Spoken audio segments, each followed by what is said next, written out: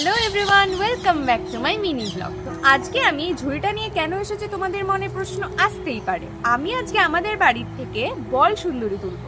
এখন তোমাদের প্রশ্ন আসতে পারে বল সুন্দরী আবার কি? বল সুন্দরী হলো একটি বড়ই। তো চলো তুলতে তুলতে আমি তোমাদের দেখাবো এটা কি ধরনের বড়ই।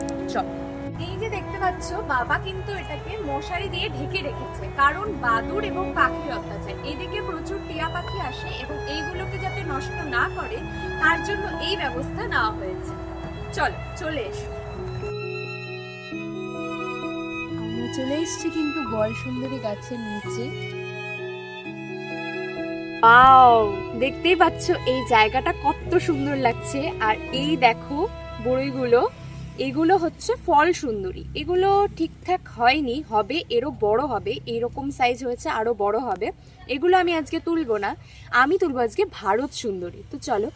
আর একটা কথা, এইটা দেখে মনে হচ্ছে হয়তো এটা একটাই গাছ, কিন্তু এটা একটা গাছ নয়, এটা দুটো গাছ। ওখানে একটি আছে, এটি হলো ফল সুন্দরী, দেখতে পাচ্ছ গোড়াটা, আর দেখতে পাচ্ছ তার বড়ইগুলো এই যে, এবং এই যে থোকা, ঠিক আছে। আর এই দিকে আছে ভারত সুন্দরী। আর এই ভারত সুন্দরীর বড়ইগুলো তোমাদেরকে দেখাচ্ছি আমি। এই যে এইগুলো কিন্তু পেকে পেকে গেছে, আরো লাল হয়, তবুও আজকে বাবা বললো তুলে নিতে, তাই তুলে নেব।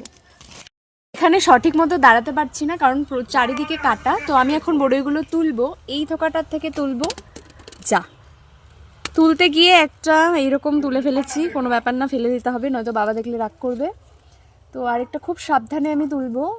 এখান থেকে তুলছি, নিচে, এবং এটা তুলে নেব, এবং এখান থেকে এটা তুলবো, এটা তুলবো। খুব কিউট। তো আমি দেখো বড়ইগুলো সংগ্রহ করে ফেলেছি, আর এতগুলো বড়ই হয়েছে। এখন এইগুলো সবাইকে দিয়ে দেবো। চল।